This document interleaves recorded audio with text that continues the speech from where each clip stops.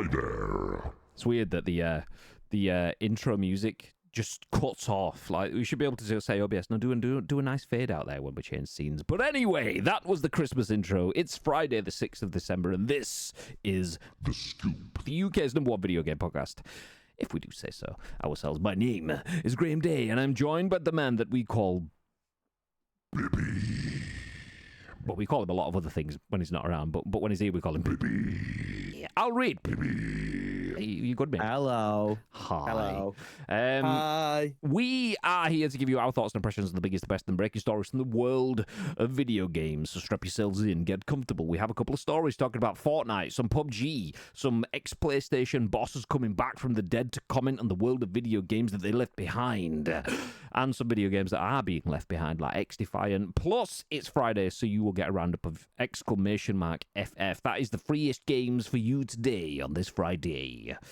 Nice. If you are in the stream, please do feel free to get involved, and it's important that you do, because the live stream is turned into a podcast, a video on YouTube, and an audio podcast on iTunes, Spotify, Google Play, and Amazon Music. So please do feel free to get involved, because the on-demand listeners can pause and rewind and fast forward and do that sort of stuff, but they can't get involved in the chat like you guys can. So do it on their behalf, please. Before we jump in, a couple of talking points. First up, the loot drop. The loot drop, we did an export of the list on Monday, so we will do that in the Discord. Basically, if you sub to the channel before Monday, is it 2 p.m., 3 p.m.? What time is the export? It was usually 3 p.m. It was exported at 3 p.m. on Monday, so I have it. We just need to discuss prizes. Yeah. So we are, we'll be doing that this afternoon, most likely. We also have another prize to draw as well, which was the Astro A50. That's also closed, so you can't enter into that one. But if you did enter in by watching our YouTube video and commenting on that video, then you are still in with a chance of doing that. I think we discussed the other day, I mentioned it on the stream on Wednesday, me and Bibby discussed we're going to probably pick our 5 favourites and then do a Wheel of Names draw for the 5 favourites out of the entries. So it has a little bit of judge selection, but then is also dealt a little bit by RNG too. So if you've done good shit, then you are within a chance of winning. If you didn't, then you're not. So nice. Nice. Also, and I need to confirm how this works, we have another couple of little bits to give away thanks to Logitech. We have 2 discount codes, like vouchers. That's the word I'm looking for. We have a discount code. That's ice cream on Logitech purchases. Nice. But we have a couple of vouchers, little cash vouchers, if anyone is looking to get a Logitech Christmas present or something. But I just need to confirm what the process is with that. So we do have a couple of vouchers to give away this month. So yeah, let us know if you want to buy something, because you might be able to get something cheaper. Nice. Jump into the Anyone screen. wants to buy me a Logitech G Cloud, that'll be great. You don't need a G Cloud. What you need, mate, is a Steam Deck. Because then when you get a Steam Deck, mate, you can use it to remote play onto your PS5 and play the games that you play already anyway, mate. That's right. Let's go, mate. What are you playing at the moment, Graham? PUBG, PS5, remote play. Nice. No, but I am looking to set it up so that is an option. No, I've not had much chance to play it, to be fair. I've had a couple of hours on it spread out over a few days. So for anyone that doesn't know, I kept it quiet. It was my birthday on Tuesday. And I got a Steam Deck for my birthday, but then went out for food, so only got a little bit of time to play with it on Tuesday. Start some games installing. Wednesday after work was streaming, so I talked about it, showed it off a bit on stream, but didn't really have the time to do anything with it.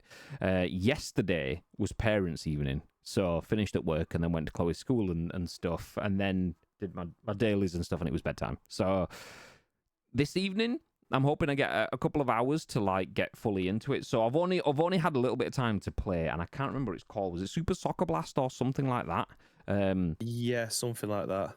A game that me and Bibby streamed in lockdown with Show. So I've played a little bit of that because it's a really simple football game. So it was 400 meg. It literally installed in about 3 seconds, and it played really, really well on the Steam Deck. So I just spent a little bit of time playing that because it was easy opt-in. But in terms of using it, in terms of the function, the trackpads and stuff on it, the fact that you can switch it between like tablet sort of landscape device into a desktop mode is fucking gorgeous. It runs so smoothly. So yeah, very much excited to do a bit more with it. I've just installed Indiana Jones on it today as well. Well, yesterday. It's preloading. It's now out today, so I'm gonna see if that loads on it. That does have quite high PC specs, so it might not run on the Steam Deck. But we'll see. We'll see how we're getting of it. So yeah, long story short, if you are getting a Logitech G Cloud, use code Ice Cream, and if you're not, get a Steam Deck. Job was good. One. Nice. Let's go, baby. Tank, how you doing, mate? Hope the ICU. Wait, what's the scoop? No idea. We'll figure it out as we go. Alas, back to work.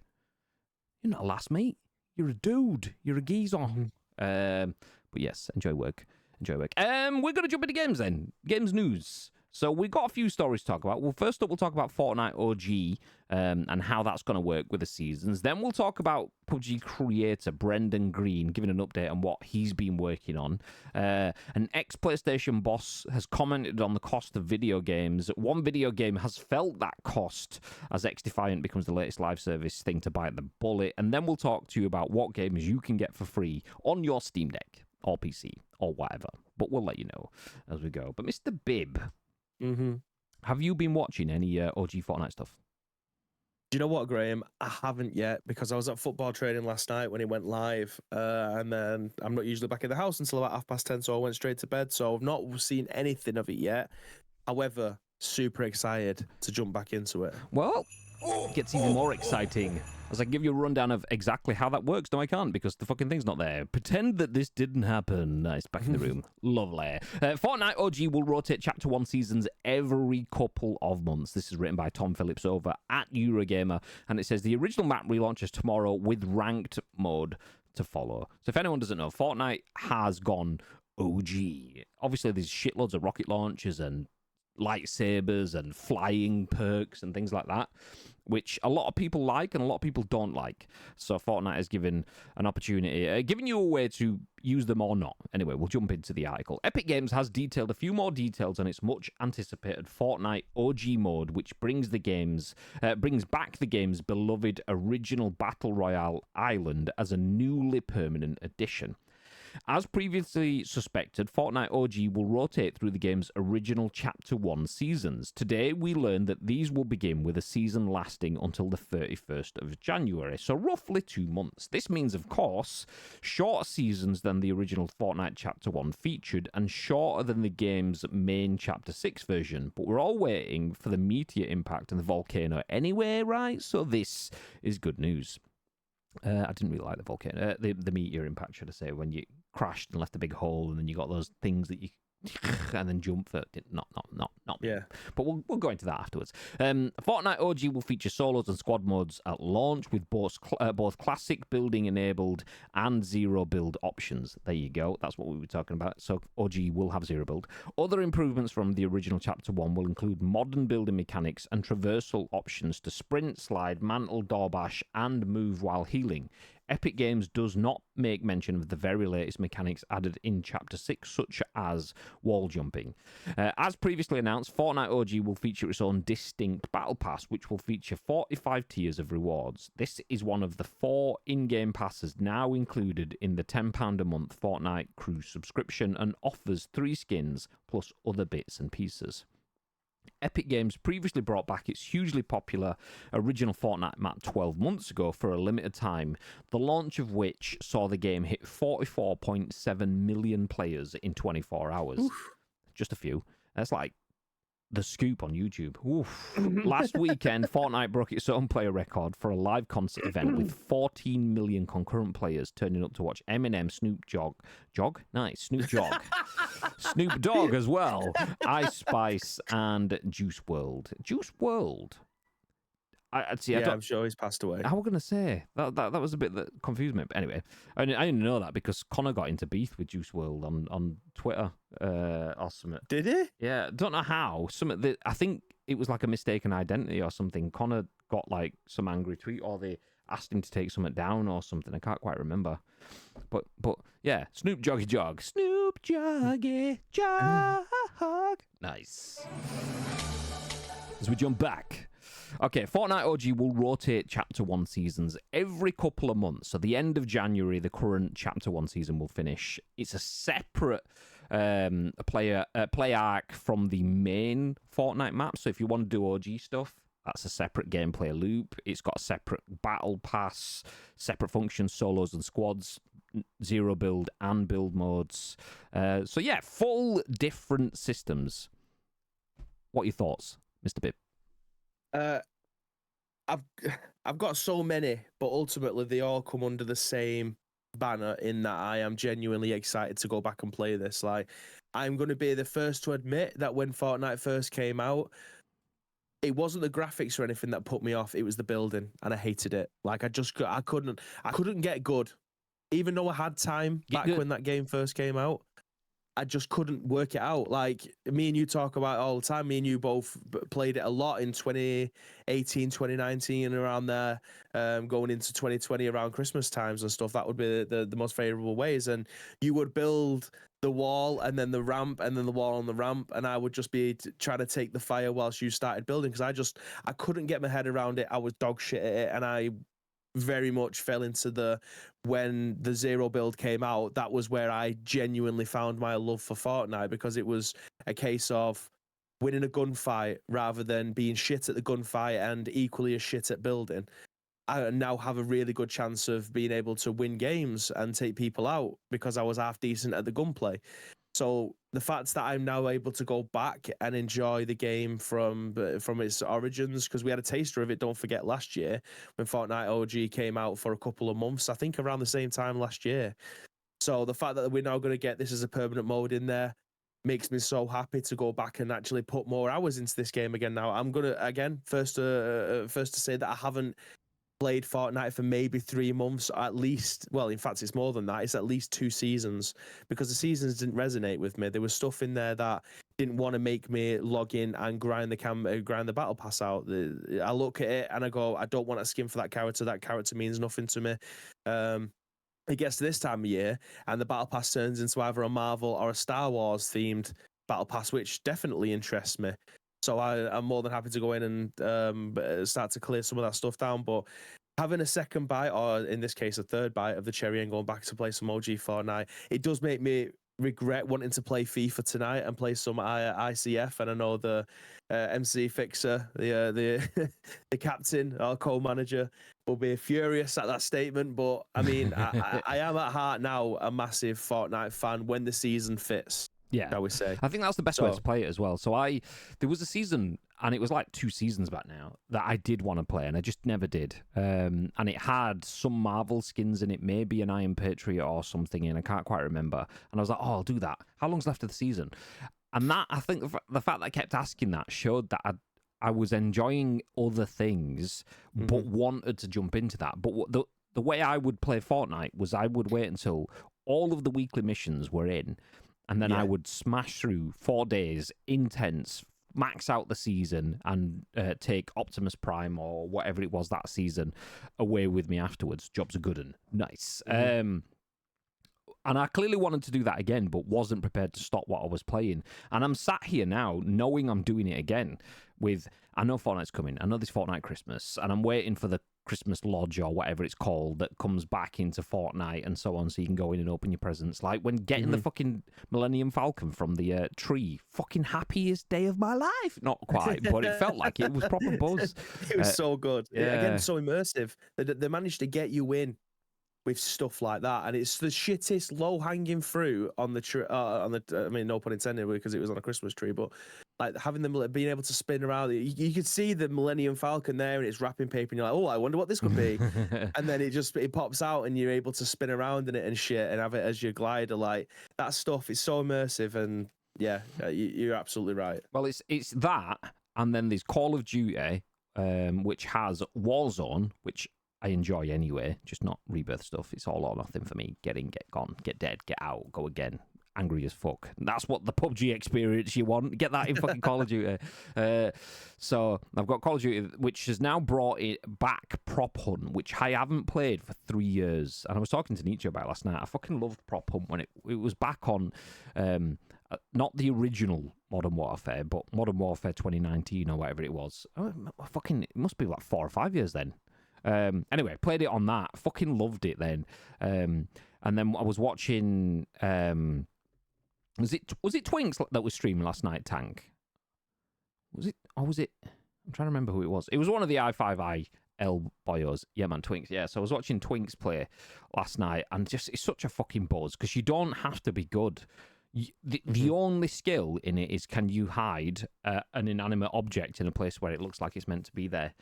Yeah. Then the only skill is, you're probably going to get shot at some point. Can you use decoys and flash grenades effectively to get away? That's it. Like, other than that, there's not really anything else to it. And it's just the bizarreness of that, which I'm like, I'm sat here just getting angry at fucking PUBG being the sweatiest game in the world. Why don't I just stop playing it and play these instead? So, yeah, I just need to do it. The other thing is part of the PUBG is anchored to the streams, like the Wednesday and Saturday. I need to just rip off the Band-Aid and go, okay, Saturday I'm not going to play PUBG. I'm going to play Fortnite instead. That's it. That's the plan, or something like that. And just figure it out as we go, because making myself stick to it to a stream schedule is keeping me out of these experiences that are probably not that I'm not enjoying PUBG when I'm playing it, but I'm probably going to enjoy the differences as well. And variety is the spice of life. So, yeah. Yeah, it is a difficult one to navigate, especially because I know how much PUBG means to you and how much time you genuinely have invested in that game. Not to mention the money through battle passes and things like that. Well, and not it for is the part last of your 4. daily life now. Well, yeah, but it is part of your daily life now, isn't it? Like you just said then, like before you went to bed, you ticked off your dailies just to be able to get that XP towards your whatever it is that you have in the game. Well, like it's I'm not even ticking off the dailies towards things. I'm just ticking off the dailies for the completionism element of knowing that I've done it. So usually it would be I tick off the dailies to go to the XP, to go towards the battle pass. But this pass is what they call a crafter pass, where you just put money in to effectively open loot crates and get a progressive skin that you might or might not get at the end of the pass. The last pass was Bedtime Beasts, which was basically Pajama Party Mark II, which was dog shit. The pass before that was a crafter pass for Lamborghinis or something, I can't remember, which I'd love the Lamborghini Urus. It's one of my favourite cars to exist. But it was another one where you would spend your money on your pass and still not have enough to get the vehicle at the end of it. You'd have to then spend more money on like a couple of £100 potentially on crates to get the paint job that you want for it or whatever. And then the pass before that was shit as well. It was some astronautic crap. So I went astronautic crap, crafter pass. Bedtime Beasts, crafter pass. So I'm just like, I'm not even grinding XP towards a game that is ticking anything off. I'm just doing it because I enjoy playing that game with people like Nietzsche and 12 and Chelt, so we played with on Monday kind of thing. Yeah. It's that. But I'm thinking, I just rip off the Band-Aid, go somewhere else and have that social experience on something that gives me some form of completionism. So, yeah, Fortnite OG is definitely something that offers me that, especially if the seasons are updating every couple of months. Short burst, in it, out, hit it and quit sort of stuff. And then I've got PUBG on the side, and then I've got Call of Duty on the side. Call of Duty, I think, is the one that I want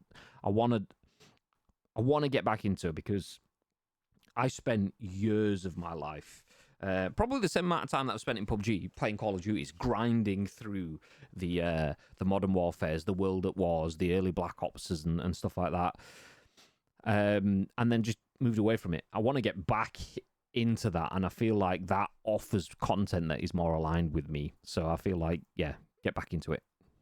COD Battle Pass repays for itself when it's completed, I think. Yeah, and we don't even pay for it. This is the thing. We don't pay for the Battle Pass. We get Black Cell and things like that gifted, being COD partners. So it makes sense anyway from that perspective. The content speaks to me. I can fucking jump in as Dark Noir and fucking all the other skins that I've got. Rip Ghostface. I would absolutely love to have that back again, but there we go. Like, what? There was a Marine one, an SAS one that we got at the launch of this game kind of thingy, that they've given us the Tracer pack for that as well. So yeah, we get stuff for free. You should just play that. That should be it. Jobs are good and nice. You know, play a game that we partnered with as opposed to one that doesn't want us as partners. But yeah, there you go. Anyway, that's a whole And tangent. I need to go back to Warzone because I've not played that in genuinely years. I definitely think PUBG is a better BR. 100% think that. But you can have fun in Warzone and stuff as well. So that's the trade-off. But anyway, Fortnite OG will have different seasons that will rotate every couple of months. So if you did play through Chapter 1 in Fortnite, you've got a couple of months of that before the next chapter comes in as well. How you doing, West? Free to play on Game Pass is just shifts. Pinch. Yeah, man. Yeah. Speaking of free to play, let's jump into our next little bit of news. Let's hide that. Let's jump over here.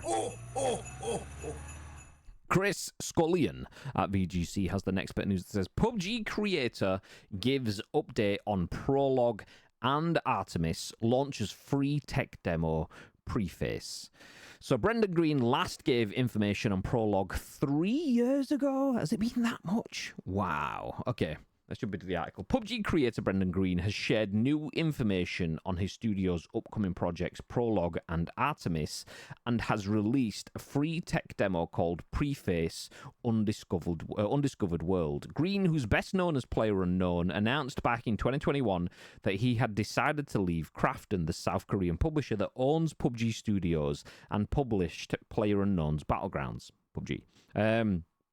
At the time, Green revealed that he was working on a new project called Artemis and a precursor to it called Prologue. Now, in a new 6-minute video, Green has given more information on Prologue as well as a new free tech demo called Preface Undiscovered World, which is available to download now. According to Green, Preface... Whoop, we've got Raid Stokes! How you doing, mate? Welcome in, everyone from Stokes' Stream. How you doing? Grab a seat. We're just talking about Brendan Green, a.k.a. PlayerUnknown, and what he's working on. So I'll read the last paragraph just to give you a little bit of an insight. So in a new 6-minute video, Green has given more information on Prologue, which is something that he's working on, a new game, as well as a new free tech demo called Preface Undiscovered World, which is available to download now. According to Green, Preface is a way for players to test the studio's new in-house engine, Melba, which allows it to, quote, scale up to large agent interaction on massive worlds. In the video, Green describes Preface as, quote, a very simple experiment where we have an Earth-scale planet with some various biomes and some simple systems to allow you to explore it. The way that our terrain tech works is that until you go there, that place isn't discovered, he explains. You won't know what the biome is. You won't know what the ground looks like until you get there. So it truly is an undiscovered world, end quote. PlayerUnknown Productions CTO Lauren Gorga also explains in the video that Preface and Prologue are 2 different attempts to work on the technology that will eventually power the studio's full game, Artemis. Quote, why are we working on 2 projects at the same time is because I don't believe in technology developed in a vacuum, Gorga says. This is why we have Prologue, which is on Unreal Engine, but we are using part of our technology to generate a world. It's why we have Preface, which is more about attacking the scale, so we attack the problem from both ends. And then after, we'll have some different products, and I'm saying products because sometimes it's a game, sometimes it'll be a technical demo, sometimes it'll be something different. That's going to help us prove that the technology is ready to go to the next step. Prologue is available to wishlist on Steam, but Preface Undiscovered World is currently available to download now. What's that on? On Steam, yes, nice. With Gorga asking players to try it out to give the team metrics it can use to study what's working. Quote, even if you spend a few minutes playing it, that's going to help us a lot because we're going to gather data that's going to help us understand how the technology behaves in the wild, Gorga says in the video. That's the best help you can give us for now. Okay, I'm going to be honest. I don't know what that means. So, Brendan Green, a.k.a. PlayerUnknown, we've known for a while that he was working on Prologue. Prologue, as the name suggests, is a precursor to Artemis. So their end goal is to create the game Artemis. So Prologue has come before that. And now, coming before that, is a free tech demo called Preface. So Preface is the prologue, which prologues Artemis. Nice. Okay. But what is Artemis? What's it gonna be? Yeah. So it's. I mean, I am interested. The thing with Brendan Green and PlayerUnknown that kind of excites me is that he's not a game developer. He is now, clearly has been for the last decade nearly, but he's not a game developer by trade before that. He's bounced around a few different things, including designer and artist and things like that. So he's a creative person. So someone with that creative person that has the clearly a great direction and a great vision, as we've seen, he created the battle royale genre effectively as it is. He didn't. He was one of many people that accounted to it. Well, fine, whatever. Argue amongst that yourselves if you want. But we'll just say, for argument's sake, he created battle royale, and his direction on a community of unpaid people as well, across Arma 2, across Arma 3, across DayZ, into H1Z1, and then eventually into PUBG, pulling all of that stuff together to direct a brand new studio to create one of the most successful games in history. Clearly, he's very good at lasering on an end goal. So this Artemis stuff seems very good. I've just never known something have so many prefaces and prologues. I use those two words as puns intended before we get to the end goal. But so yeah, having seen a bunch of his tweets and things over the last few weeks, he's clearly got a lot of stuff. So he showed. Did you ever see a video he posted? And it was like, look at that mountain all the way over there in the distance. It'd be good if we can get there. And then he effectively just sets his character running. And it's literal miles away. And he speeds up this video. And it still lasts like 3 or 4, 5 minutes or something. I can't remember what it was. And it's just running across procedurally generated environments and so on, up and down little valleys and gorges and so on, through trees and forests, over snowy bits, until he eventually goes up this fuck-off mountain and gets to the top, and then turns back and looks back to where he was from the other end of the video. And I'm thinking, oh, this is all cool, but what does it mean? Where are we going with it? What's going to happen in between? Obviously, he's just running there, but there has to be something that's happening whilst you are getting there. There needs to be some form of action element or discoverability. Like, I love the fact that it was alluding to in this article that everything's a landmark. Like, you can't see anything until you actually go to that destination, and then it becomes discovered. Like, everything can be discovered, and that's what entices me, that adventure that you're having. Like, obviously you could just go outside and walk around and discover places. You probably lots of areas around your own house that you've probably not discovered yet, towns next door that you've not walked through yet. But obviously having that wind down element where you sat at home and you're like, okay, this is a new world, a new experience. Like, you get that in most open world games. The reason you're playing it is because something resonates with you, whether or not it be like Cyberpunk or GTA or No Man's Sky or those kind of games. Skyrim, obviously being definitely my bag when it comes to stuff like that. So having things take place that is procedurally generated and actually decent, there needs to be some underlying thing as to why you're doing it, though. And that's obviously something that we don't have yet. So all this looks amazing and looks cool, and I like the fact that one thing is going to lead to another. But there's a lot of gaps to be filled along the way, and I've no doubt that we are going to get something from it in the very near future as to what the whole concept of the game is going to be. Yeah, I'm getting shades of Hideo Kojima at this moment in time, because it could be absolutely batshit, and we have no idea what's going to be hitting. We could have our hearts set on something, and it goes, actually, proper left field turn here, and then it's somewhat completely different, and we're like, what the fuck, where's that come from? That's never been hinted at, yet here we are. So we'll see. I hope so. Brendan Green played survival games and mill sim sort of games, and he's given us BR as a result of that. I hope he goes back into that, because even this morning I was watching. Shout out to Mikey Larkin, by the way. If anyone doesn't know Mikey Larkin, he's very much a good watch on Twitch. Do you know what? I'll do a shout out. I'll do an actual shout out.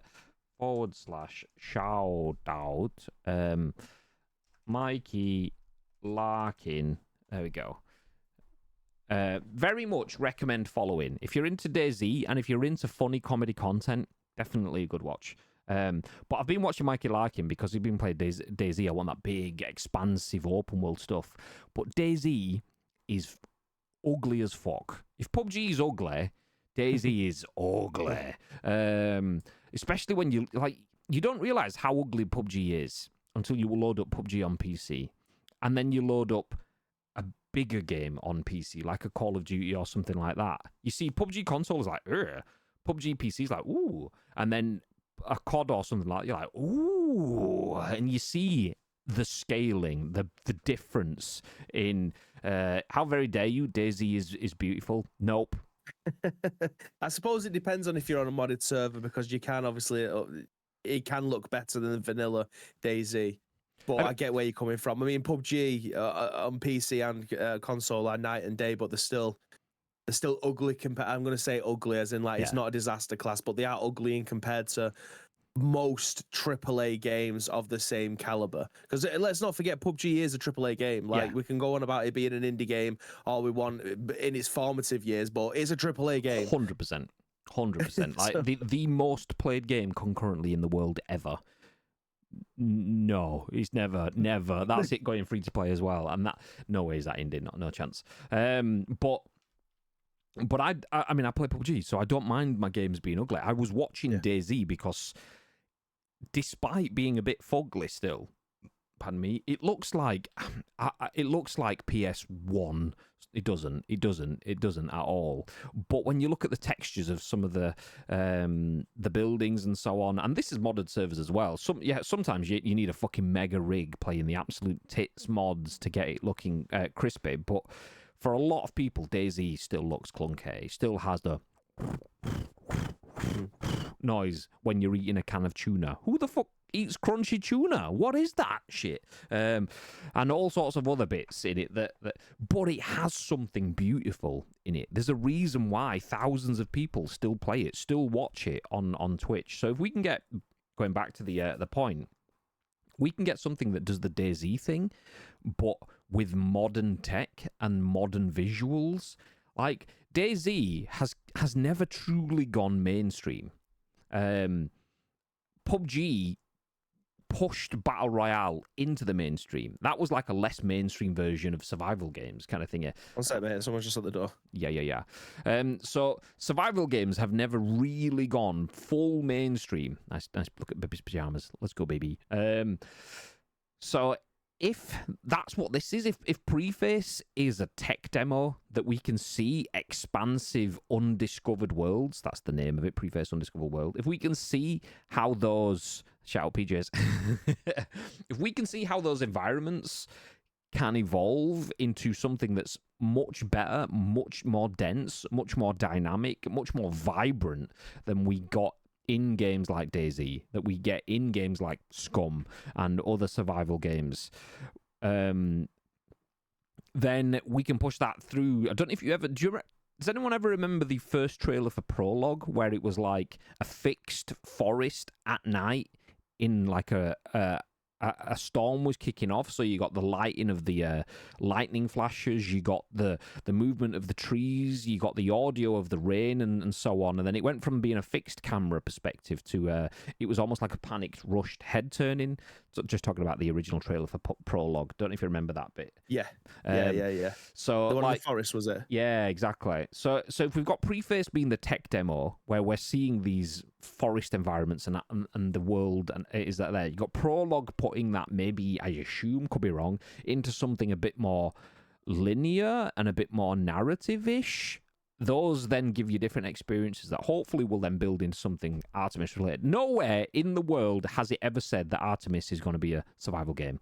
This is me projecting what I would love to see it as. I would love to see, like, how can we class DayZ? Like, I don't know if DayZ would class as AAA. So if that's an A or AA game, give us a AAA survival game, which is the beauty and magic of what DayZ offers, but in a shiny, fully skinned up world. Then if that's what Artemis is, then that's a recipe for success. Because I don't understand how. It's almost like it took Power World before Nintendo thought maybe we should do an open world Pokemon game where people can actually do that sort of stuff. It takes someone else to do it. Why aren't DayZ going, here's a fucking texture pack, bang, that changes the way the whole game looks and puts it AAA and so on. Increases the stability of servers, allows more players to play, makes it more accessible to general players and so on. No one's done that with a milsim current day survival game, and if that's what this is, I would love to see it. I don't know if that is what it is, but the issue here we have is we don't really know what it is, because we've got 3 games. 2 of them are kind of tech demos. 1 of them we still don't know about, and that's the main one. So, yeah, Brendan Green doing weird Hideo Kojima stuff, like Bibby said, and hopefully it turns out to be decent. Don't know what it is. We'll find out. Do you know what? I did click on the link, though, that it is a free game to play on Steam. So I think I'm going to click on the Preface tech demo and give it a go. I might even try that one on my Steam Deck as well. Steam Deck says no. Okay. Yeah. But yes, there you go. Fortnite OG coming back. Nice. PUBG creator moving forward. Nice. What is this? 2018? God damn. Speaking of which, let me take the discussing now off the screen as we jump over to our next bit of news, because in 2018, PlayStation was managed by Sean Layden. I don't actually know if that's true, but it just seemed like a good tangent, so I'd use it as a jumping off point. But this article, once again at VGC, written by Chris Scullion, says ex-PlayStation boss says games should be shorter because development costs are not sustainable. I swear, Sean Layden says this every 5 minutes. So either he is just beating the same drum, or he's got one interview that people are just taking bits out of it every few weeks when the news is slow. But we'll go into it anyway. So Sean Layden says development costs are not sustainable. Quote, what would Coppola do if you walked out halfway through his movie? Question mark. Sean Layden asks. So into the article. Former PlayStation executive Sean Layden says the price of game development has reached an unsustainable point and games should be made shorter to remedy this. In an interview with Eurogamer, Layden was asked if it was enough to keep games selling. Oh my god! If it was enough to keep selling games to an audience that isn't growing at a rapid rate. Layden acknowledged that the industry is currently about getting more money off of the same people and suggested that until this changed, game development costs had to come down. Quote, every generation it costs twice as much to build a game, he explained. What costs 1 million on PS1, then costs 2 million, then costs 4 million, then 16 million, it goes exponentially. During the PS4 generation, which was the last I was associated with, the game dev was 150 million if you wanted it to be top of the line, and that's before marketing. So by that math, PS5 games should eventually reach 300 to 400 million, and that is just outright not sustainable. He added, let me get rid of the ads. He added, it's like we're at the end of the 18th century and we're realizing that building cathedrals is really expensive. Can we continue to build these massive edifices to God for this incredible amount of labor and time, or should we just build 4 walls and a roof, and that's a church, right? If we're afraid we've got, I'll start again. I'm afraid we've built AAA gaming into a kind of cathedral business, and it just can't grow any further. In fact, it's probably grown too far already. Asked how this trend could be rolled back to something more sustainable, Layden replied that, quote, games are too long, end quote, suggesting that while the length of a game used to be one of its main selling points, as the average audience has aged, a long game has become less of an attractive prospect for some players. For the longest time, we keep banging on 100 hours of gameplay. This is going to be awesome. It's 100 hours of gameplay, like the most important thing to know. That's the most important thing to know, he explained. That was a metric in the early years when the average game was 18 to 23. And when you're 18 to 23, you're time rich and money poor. But as the average age of the gamer, and both hosts of Ice Cream Uploads, has moved into the late 20s and then the early 30s as well. God damn. Adult gaming, baby. It's the opposite, right? Maybe you aren't money rich, but you're definitely time poor. So I think our approach is a mismatch to that market, to reality. Layden also suggested that constant chase for the intricate levels of detail ramp up production costs, and that if games are too long and players don't reach the end, that results in a lot of resources spent on content few actually get to see. I'm going to stop there because it just kind of keeps going forward. We kind of get where it's going. Video games cost a shed load of money. People don't have a shed load of time. You could save a shed load of money by making games require a shed load less time. Shorter games, less cost, more enjoyment, more sustainable. What are your thoughts on that, Mr. Bibb? Yeah, this has so many different layers to it. It's for certain genres of game, the time is important. If you're playing a JRPG, if it's any shorter than like 30, 40 hours, I can pretty much guarantee that people are gonna it's gonna be panned. Like it's just not gonna fly. But if it's a survival horror game and it's lasting 30 hours, then there is definitely something wrong. Like I was mortified that the the original Silent Hill is like 10 hours, and I'm like 17 hours into it, and I'm near the end. But it feels like I've been playing. It feels like I would have completed the original game twice. Like it's same with the Resident Evil franchise when they remade those. Like I could probably finish Resident Evil 3 in, I don't know, maybe 3 hours, and then you play the remake of it. I don't know why Alexa's just started barking at me. Is that what it was? I thought something yeah. vibrated, or you let a popper go or something. Fucking, Alexa just started. I don't know that. I was like, obviously. Resident Evil 3 remake's probably like 6 hours, which is double the time, but it's still within that. It's still within that bracket of the 10 to 11 hours.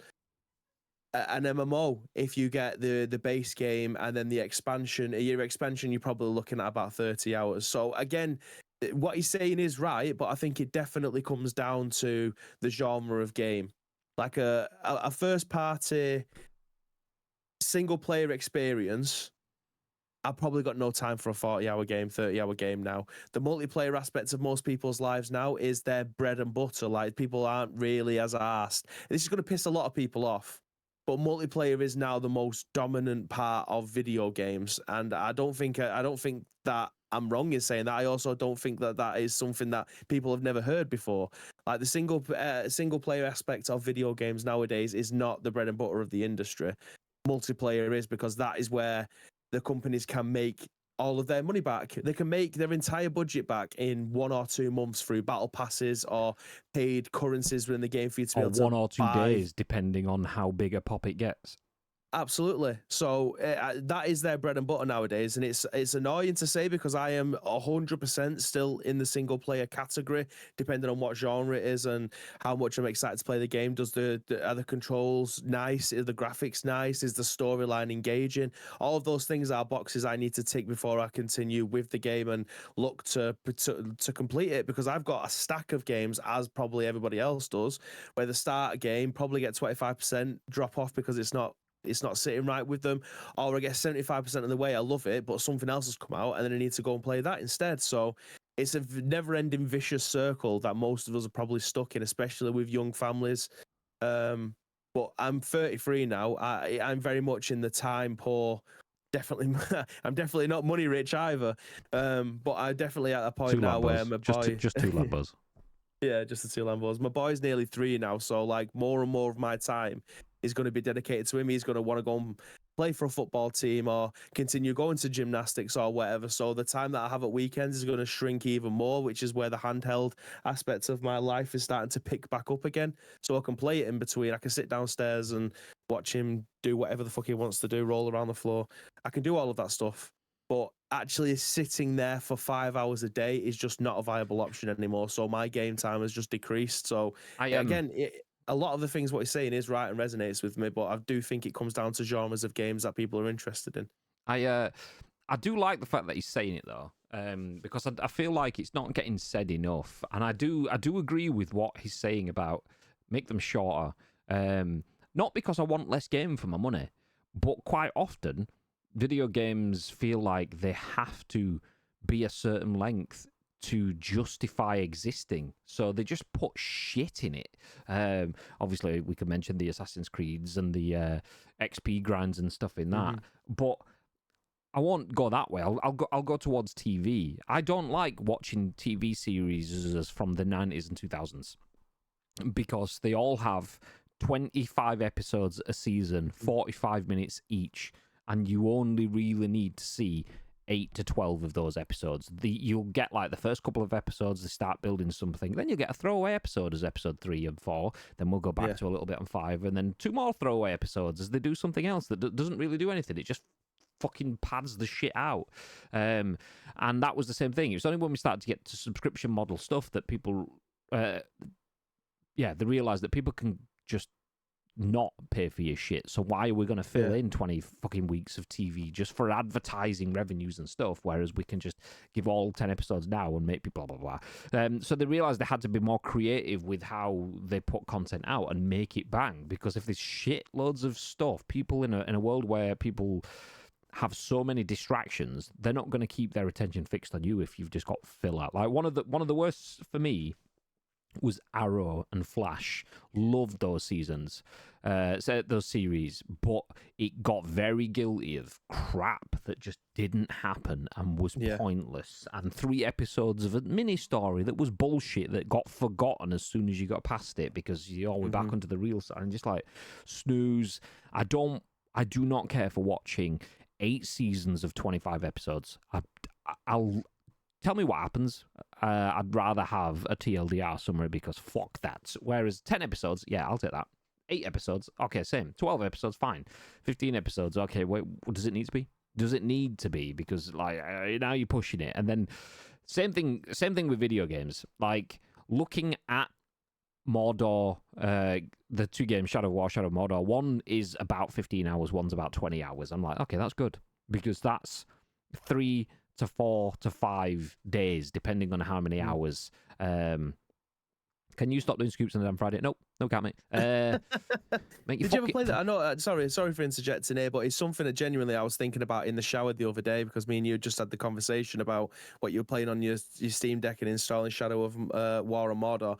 Did you ever play the Mad Max game that came out on PS4? No, I worked an event with it, but I didn't. That's the closest I got to it. So I saw the actual next. I said with it, we were stood next to the stand, so I was chatting to the people. So our stand was next to theirs. So like, yeah, I saw it being played, but only the bit of it at the event. It's very much like, I know you might be. I mean, I don't think I've ever had that much of an in-depth conversation with you about it, but I don't know whether or not you are like a proper huge Lord of the Rings fan, which is obviously where the Shadow of Mordor and War come from. But I know you like Mad Max, right? Yeah. I am also a Lord of the Rings fan. Yeah. Yeah, so the Mad Max is basically like Shadow of War Mordor. It plays exactly the same. Obviously, the theme of it is completely different, but plays exactly the same. And it's definitely worth your time. It's a fun game. And I think you could probably do it in like 15 hours, which is great. So that's definitely one to add in your list if you haven't. It's regularly on sale on Steam as well. Like you could pick it up for like £2. Yeah, just like the thing that you mentioned as well about single player versus multiplayer.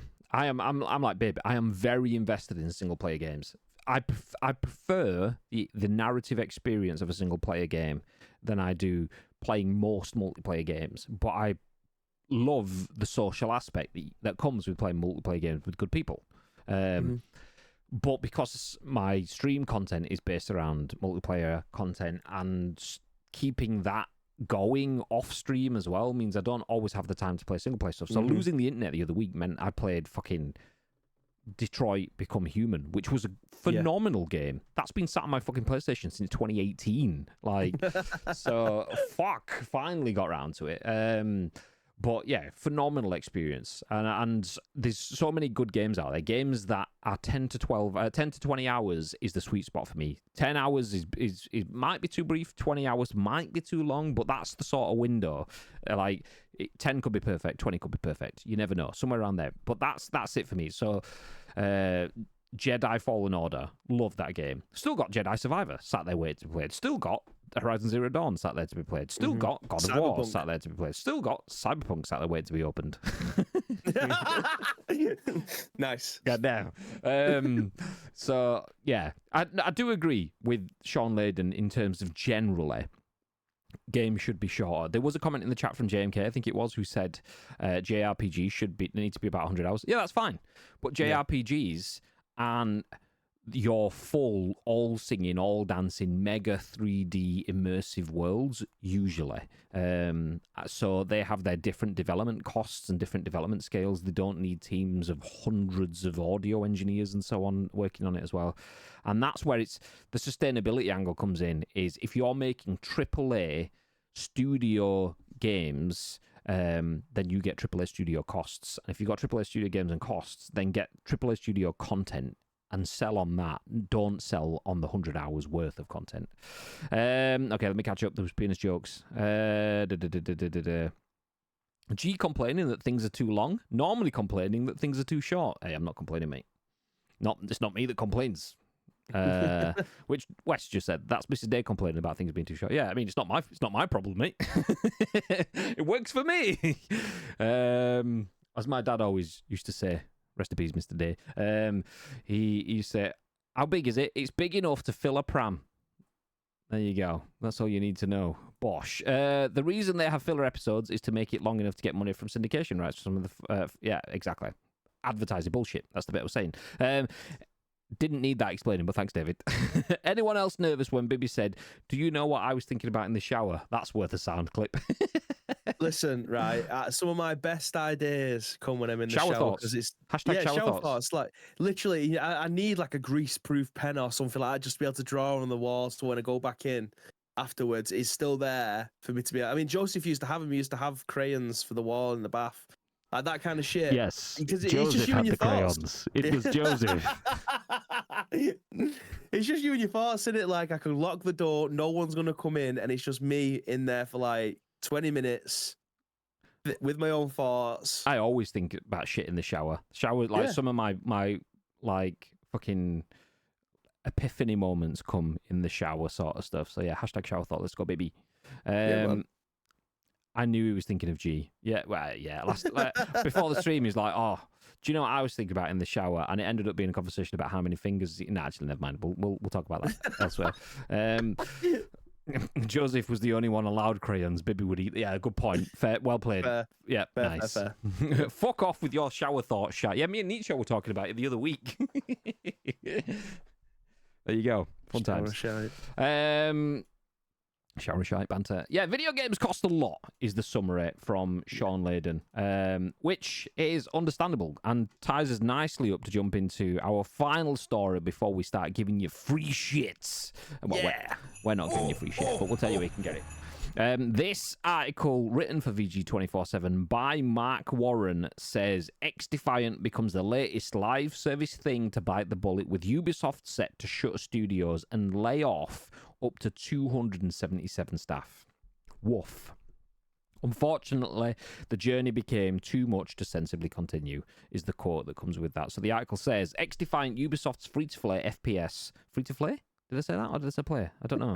You definitely said play. Nice. Free to play. I mean, it is free to play. It's free to do whatever you want to it, mate. It's also free to play. It's an FPS, and it's had its plug pulled. The publisher announced that it's made the difficult decision to discontinue development of the shooter, with the consequence being that up to 277 staff are set to be laid off as part of changes that will see San Francisco and Osaka studios be shut down, while its studio in Sydney will ramp down. This has been outlined in a couple of statements put out by Ubisoft regarding the decision, one via a blog post on the company's website penned by Chief Studios and Portfolio Officer Marie-Sophie Dewarbe. We'll assume that's Wobbuffet, the Pokemon. Nice. And another by XDefiant executive producer Mark Rubin on social media. Quote, despite an encouraging start, the team's passionate work and a committed fan base, we've not been able to attract and retain enough players in the long run to compete at the level we aim for in the very demanding free-to-play FPS market. We'll go Wobbear, like Lambert.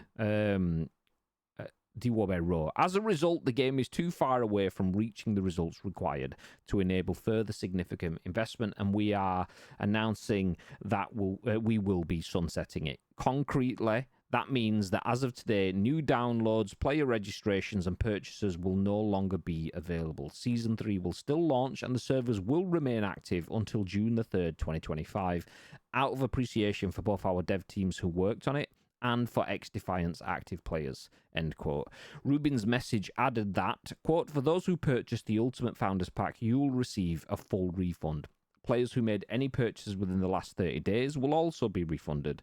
Those refunds should happen automatically within 8 weeks of today, and you can find more details on our official website.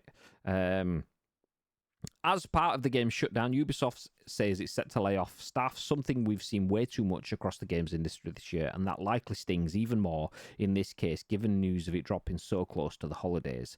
According to DWaber, almost half of the XDefiant team worldwide will be transitioning to other roles within Ubisoft, but 143 staff in San Francisco are losing their jobs, along with a further 134, quote, likely to depart in Osaka and Sydney, making that aforementioned total of up to 277. Quote, free-to-play in particular is a long journey, wrote Rubin, who denied shutdown rumours as recently as October.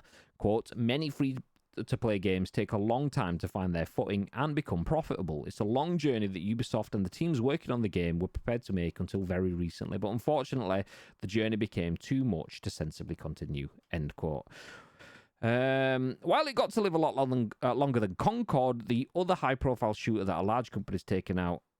I get it now. Get what it's saying. While it got to live a lot longer than Concord, the other high-profile shooter that a large company's taken out back and shot recently after it didn't create a huge initial cash fountain, or just enough to be deemed worthy to keep going long-term, it's still sad to see XDefiant go out like this. The question of whether it could carve out enough of a dedicated audience in the long term was always the game's big burden to bear, with Call of Duty dropping another would-be FPS genre attention-soaking behemoth in Black Ops 6. Whoever wrote this, Mark Warren, you don't need to be that dramatic with your sentences. Fuck me.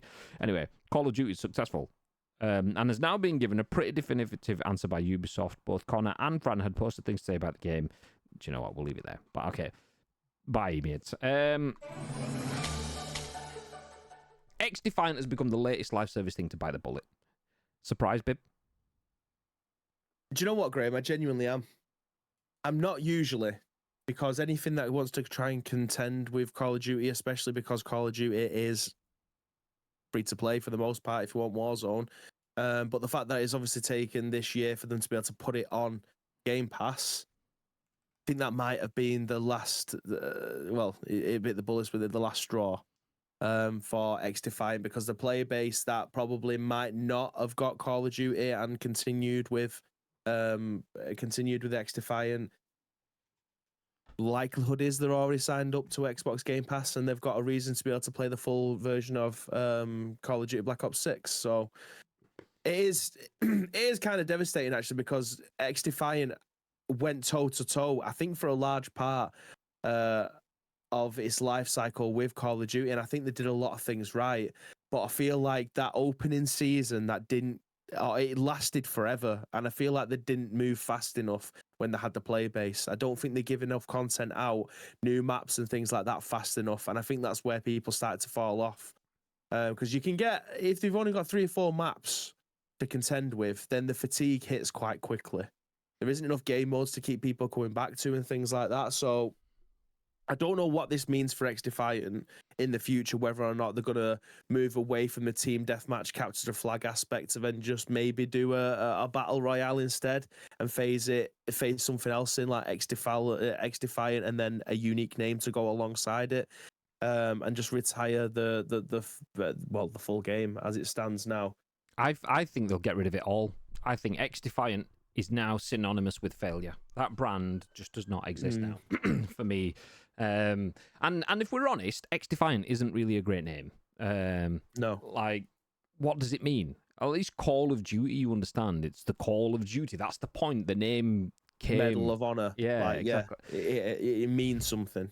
But XDefiant... Medal of Honor doesn't exist anymore either, so... Why are we defying X? Or is X defying us? Like, is it anything like XG? Is it expected number of Defiant? I don't know what it is. So, like...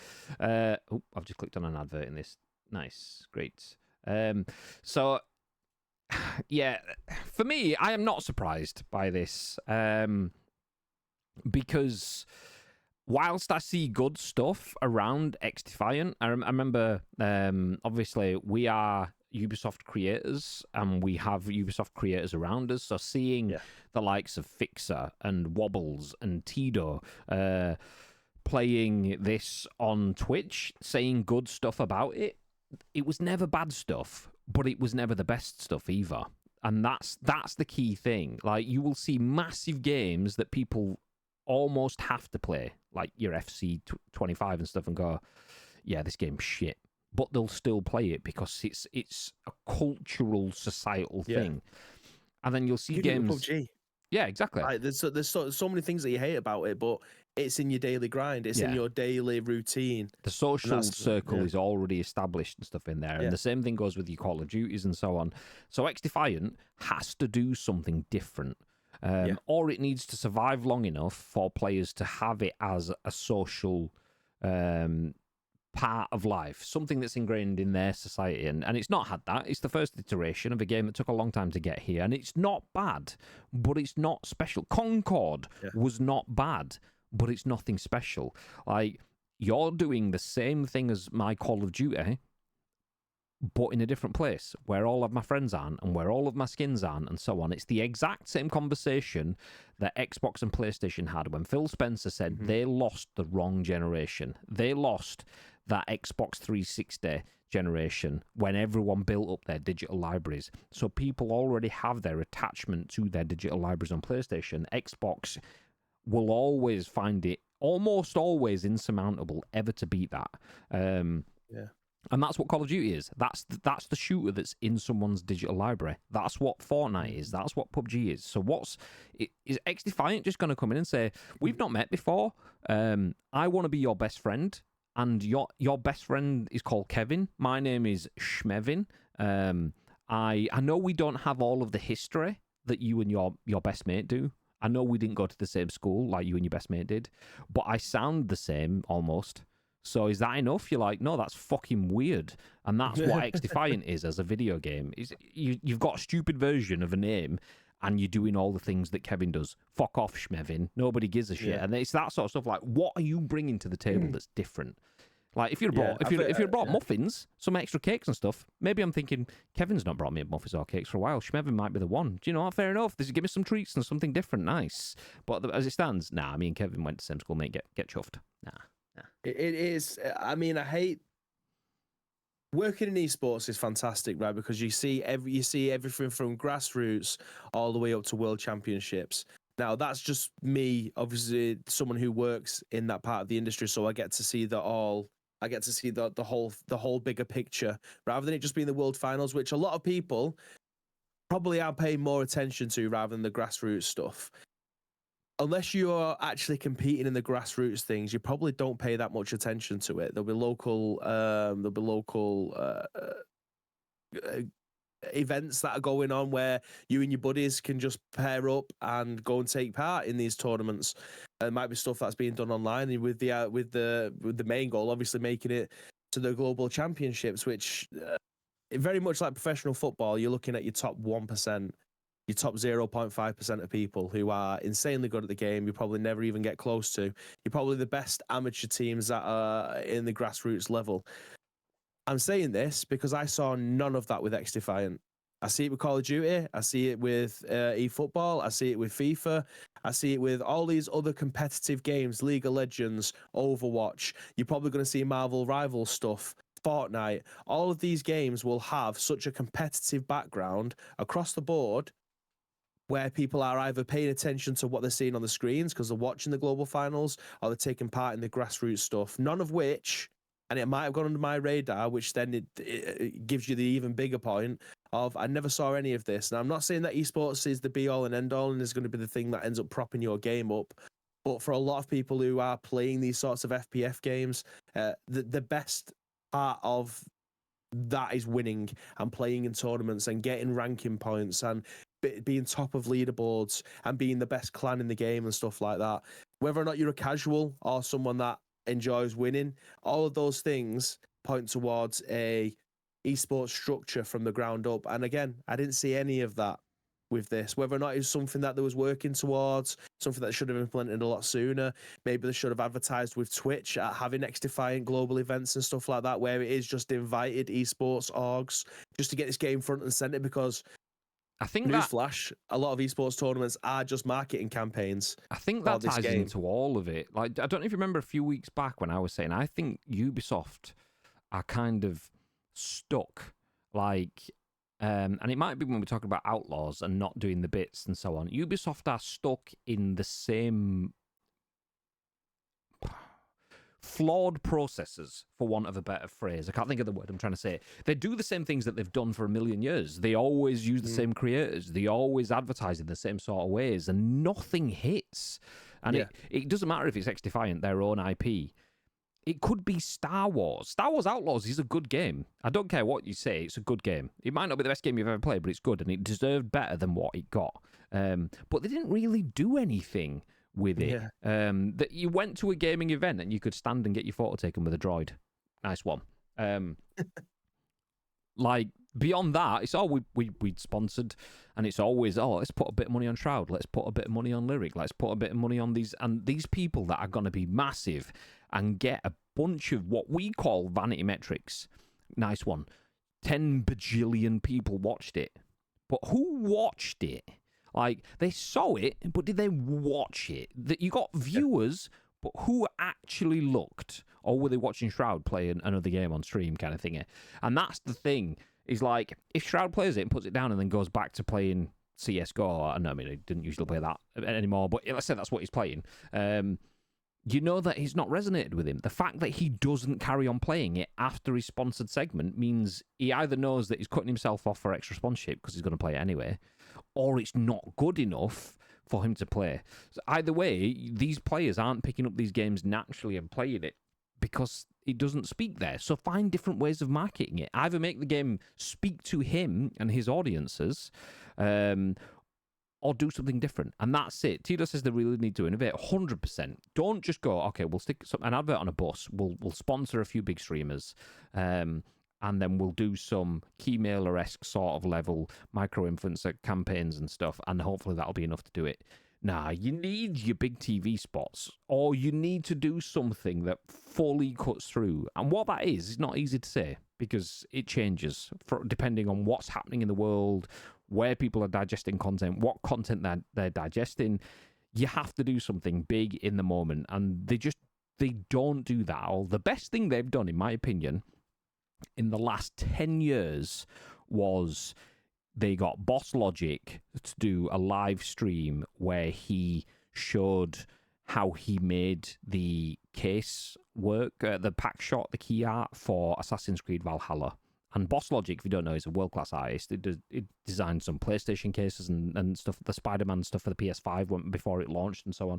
They were only like unofficial mock-ups. But he was commissioned by Ubisoft to design some key art for Assassin's Creed, and you could watch him do it live going along as he went through. And that sort of shit was cool. Really easy to do, basic, but it was almost the same impact as having a massive countdown stream, because people couldn't play the game. It wasn't out yet, but you could see some creative person going through the process. So creatives were looking for, is that our top-level designer does that shit? Assassin's Creed fans were just, I want to see the brand come to life. Other people like, I don't know what's happening, but shitloads of people are watching it, so I'm going to watch it as well. And it's that sort of like groundswell movement that led to Assassin's Creed Valhalla being one of those moments where people just thought, you know what, Assassin's Creed might be back. It might be here now. We might be back to a good game, not just seasonal shit that's the same crap peddled every year sort of stuff. But other than that, they've not really done anything different. Everything seems to be the same sort of stuff. And I think, for me, XDefiant kind of falls in with that. It's harsh to say, because I am a fan of Ubisoft's titles. Assassin's Creed, phenomenal. The fact that they've got Star Wars licenses, yes, please.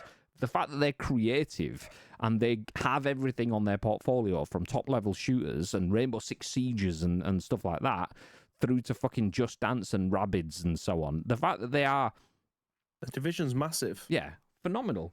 In terms of, well, could be. But I'll wrap that back a bit. I won't say phenomenal because it's definitely got its issues as well. But like, they have such scope. They're willing to see a video game across the entire landscape. But their way of putting that forward, it seems like they are stuck in 2012.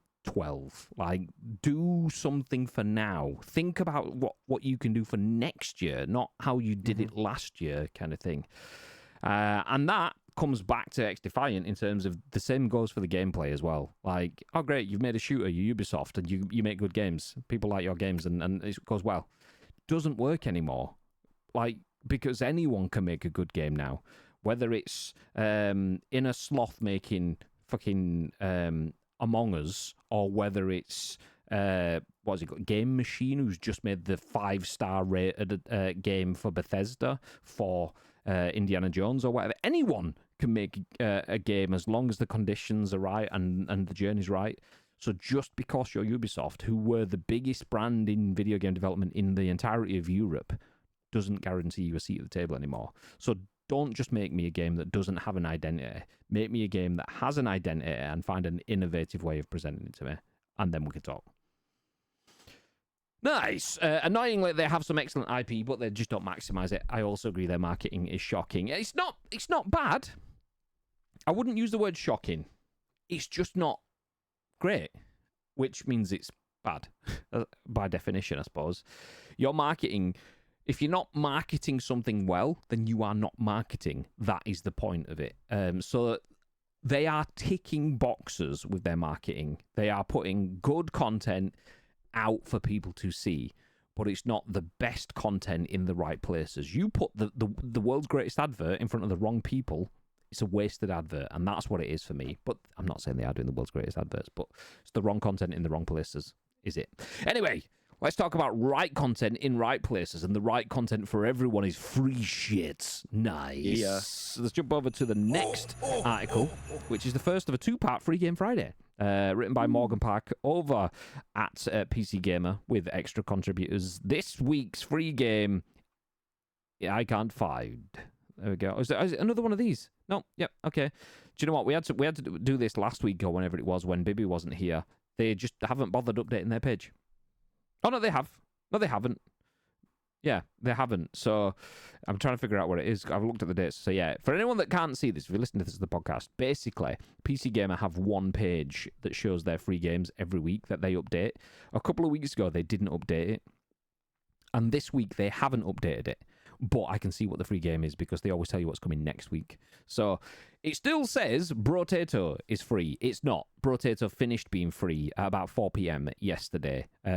However, below that, it does say December 5th to December 12th, you can get Bus Simulator 21 Next Stop and Lego Star Wars, the Skywalker Saga. So even though it's not told us about them, it's told us what they are. So those are the games that you can get. Bus Simulator 21 Next Stop and Lego Star Wars, the Skywalker Saga. All you need is an Epic Games account. Go on, add them to your library. Bosh, you've got them to play whenever you want. A full series of Star Wars games in the Lego universe. Definite recommend. Yeah, absolute. Yep. Wonderful freebie.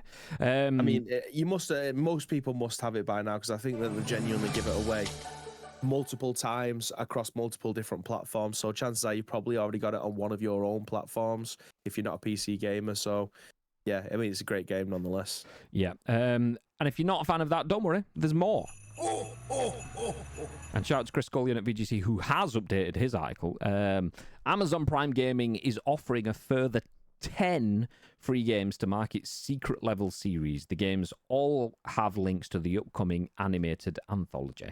So Amazon Prime Gaming has announced that it's giving away a further 10 free PC games this month to mark its upcoming series Secret Level.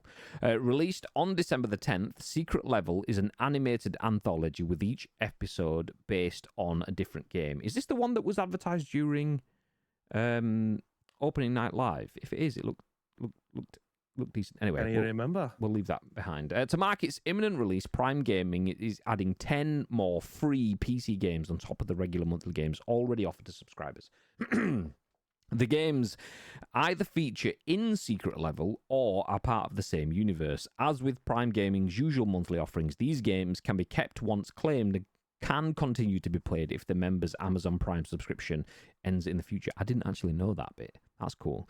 The extra free games are available now with one exception and are as follows. Baldur's Gate Enhanced Edition, Baldur's Gate 2 Enhanced Edition, Necromunda Hired Gun, Neverwinter Nights Enhanced Edition, The Outer Worlds. What's that? That's how it was Belter. What? Neverwinter Nights. Never played it. Didn't know. So there you go. I've heard of Outer Worlds. I've heard that's a belter as well. So another belter. Space Hulk Deathwing Enhanced Edition, Spelunky, Warhammer 40,000. There's 3 of those. There's Dawn of War and Space Marine, and Dawn of War 2 will be added on the 12th of December. So Prime Gaming notes that the 3 Warhammer 40,000 games are single player only with no online multiplayer mode.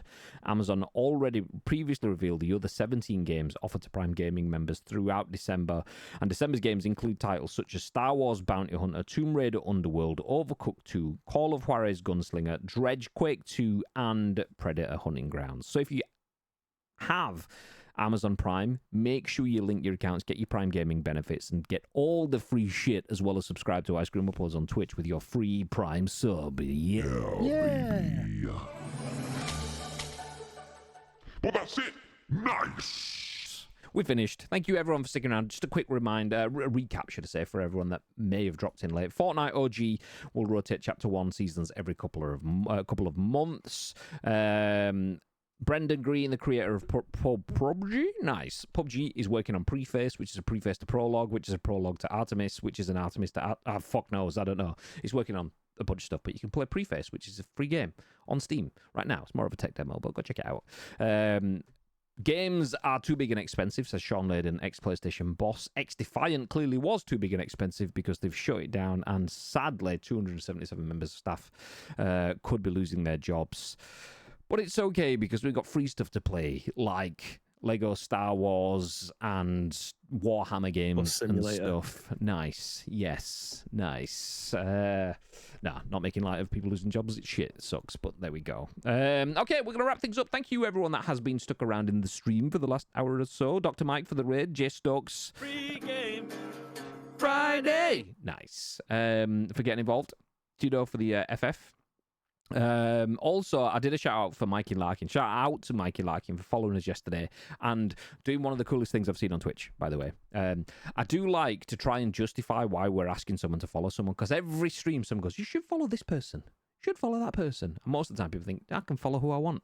But Mikey Larkin did a good one where he was like, oh, I stream, I checked your channel out and your channel video is fucking amazing. I'm going to definitely come and check your streams when I can. Anyone in my stream, follow that stream now. And then he went, Ice Cream, this one for you. So you can see, and he went like, in the chat we have Tido, we have Fatman Dave, we have Lake, we have West, we have Gagad, we have Nietzsche. If any of those people who are here now don't follow you, let me know and we'll call them out and ban them from the stream. And then all of a sudden sat there listening to bloop, as people just started following the channel. So fucking amazing. It clearly wasn't going to ban them and whatever, but you know, banter. It made things happen. So nice. Yeah. So shout out to Mikey Larkin for having a little bit of banter with his community and getting Wexford, Proud Viking, Mel Streams, and Adam Connolly to drop follows instantly out of fear of being booted. What a guy. Can I try that here for my channel? Yeah, see how you get on, mate. Click.